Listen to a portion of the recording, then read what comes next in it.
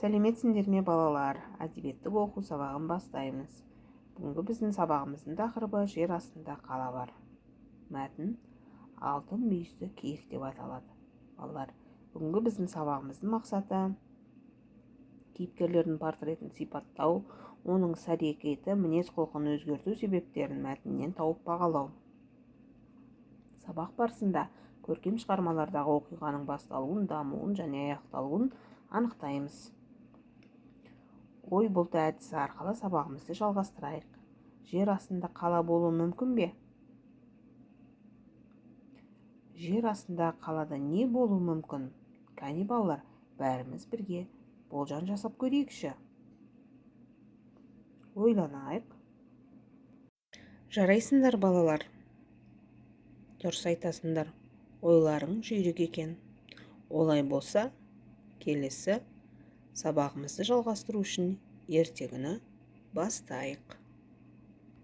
Олай болса балалар, ертегіні тыңдайық. Алтын мүйізді киік ертегісі. Ертеде Бұлдыр Мерген деген атақты аңшы болыпты. Өзі мерген, қарулы, ақылды, ержүрек адам екен. Бір күні ол аңға шығады. Орманды, тауды аралайды. Шаршаған соң бір ағаштың көлеңкесіне келіп демалады. Бұлдыр Мерген қарсы алдында ағып жатқан бұлаққа қарап отырады. Сөйтсе, байқамапты. Бұлақтың арғы жағасында үлкен жартастың түбінде бір киік жайылып жүр екен. Шаңырақтай екі мүйізі күнге шағылысып жарқырайды. Тіпті көз қаратпайды. Бұлдыр Мерген екі көзіне өзі сенбей таңдана қарайды. Шын киік, екі мүйізі қарағайдай жарқыраған алтын екен. Мерген атып алмақ болып мылтығын кезейді. Сол кезде алтын мүйізді киікке тіл бітіп, «Сабыр ет, Мерген», деп Бұлдыр Мергенді тоқтатады. Аңшы оның жанына келеді. Ол аң аулап жүріп, бұрын соңды мұндай кереметті көрмеген екен. Қатты таң қалады. Алтын мүйізді киік әп-сәтте алтын мүйізді ақ сақалды шалға айналады. Үстіндегі киім күмістей жарқырайды. Ал екі алтын мүйізі сол қалпында қалады. Бұлдыр Мерген ештеңе демей таңырқай таңдана қарайды. Осы тауда Бұлдыр Мерген деген атақты аңшы батыр бар деп естіп, соны іздеп шығып едім. Оны білмейсің бе балам? Деп сұрайды ақсақалды шал. Отағасы, ендеше сол Бұлдыр Мерген мен боламын, дейді аңшы. Олай болса, балам, сен іздеп шыққан шаруамды айтайын. Айтыңыз. Менің балам жер астындағы елдің ханы еді. Мен туған әкесімін. Қаламызға жақын жерде терең бір сай бар еді. 20 жыл болды. Соны бір 7 басты айдақар мекендеп алды. Жұма сайын бір ұл, бір қыз 10 қой саулық алғызып жейді. Салымға көнбесең, бүкіл ел жұртыңды қаласымен қоса жұтамын дейді. Оның үстіне сол сайдың маңында барған адам болсын, мал болсын, әйтеуір тірі жанды құтқармайды. Соған ешкімнің күші жетпейді. Оны тек Бұлдыр Мерген ғана жеңеді деген соң халқымызға бір жақсылық бола ма деп сен іздеп шығып едім, дейді ақсақал шал жылап. Малға у жағып айдақар жатқан сайға жібермедіңіздер ме? Соны жұтса улап өлмес пе еді, дейді Бұлдыр Мерген ойланып. Оны да жасап көрдік балам. Жауыз удан өлмеді. Жұртымызды жұтып тауысатын болды. Қолымнан келсе көпшілік үшін аянба шырағым, дейді шал өтініп. Жарайды деп Бұлдыр Мерген сауыт сайманын сайлап алтын мүйізді шалға ілеседі. Олар жердің үсті мен астын жалғастыратын үңгірден өтіп, қарттың қаласына барады. Бұлдыр Мерген бойына бар күш қуатын жинап қолына 100 құлаш алма семсер алады да айдақар жатқан сайға келеді. Жотаға шықса боран соғып тұр екен. Желдің қаттылығы сонша таудың екі бетіндегі тасты ұшырып кетіп жатыр. Бұлдыр Мерген қаһарланып семсерді қолына көлденең ұстап күшті леппен тартып жатқан айдақарға қарай жүреді. Сұрапыл боран оны ұшырып отырып айдақардың аузына бір-ақ алып барады. Өткір семсер жауыз жыланның екі езуін тіліп құйрығынан бірақ шығарады. Ортасынан қақ бөлінген айдақар қимылдауға шамасы келмей өледі.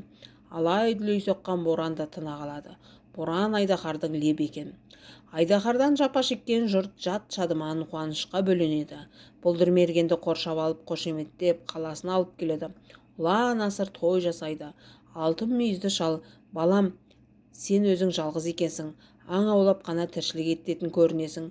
Бізде мал да, дүние байлық та мол. Сен енді осында қал да отау тігіп түтін түтет дейді Бұлдырмергенге. Бұған мерген көнбейді. Менің аш арық ауылым туысқандарым бар артымда. Оларды тастап мен мұнда өз басымның қамын күйттеп қала алмаймын дейді. Бұлдырмергеннің мұнда қалмасына көз жеткен алтын мүйізді шал оған ханның қазынасынан көп алтын асыл дүние сыйға тартып ауылына аттандырған екен. Осыдан соң Бұлдырмергеннің ауылы дәлденіп күн көрсін жөндеген екен. Балалар, интерактивті дәріс арқылы сөйлемдер берілген. Сол сөйлемдердің орнына, қос нүктелердің орнына біз керекті сөздерді қойып, сөйлемдерді толықтырып жазайық. Алтын мүйізді киік әп-сәтте алтын мүйізді ақсақалы шалға айналды. Үстіндегі күмістей жарқырайды, ал екі алтын мүйізі сол қалпында қалады. Бұлдырмерген ештеңе демей таңырқай таңдана қарайды. Осы тауда Бұлдырмерген деген атақты аңшы батыр бар еді. Соны іздеп шығып едім. Оны білмейсің бе балам, деп сұрақ қойды ақсақалды шал. Отағасы ендеше сол Бұлдырмерген мен боламын, дейді аңшы. Сабағымыздың тың ақпаратына көшсек, біздің бүгінгі тың ақпаратымыз портрет және мінездеу. Портрет дегеніміз, мінездеу дегеніміз не екен? Тыңдайық. Шығармада кейіпкерлердің сыртқы түрінің, кескінін, келбетінің суреттелуі портрет деп аталады.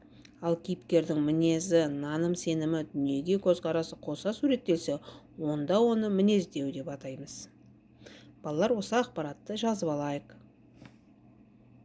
Балалар, келесі бізде тапсырма мәтінмен жұмыс. Бұлдырмергенге сипаттама берейік. Киімі, аңшылығы, батырлығы, халқына деген құрметі туралы, Бұлдырмерген туралы әр сөзге бір-бір сөйлем құрап көрейік.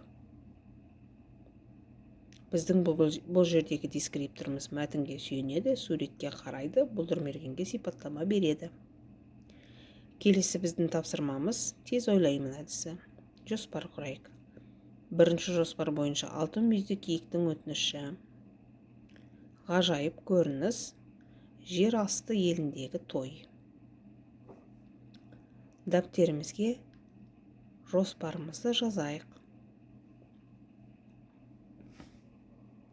Ал балалар, осы сабақта не білдік? Есте сақтау керек.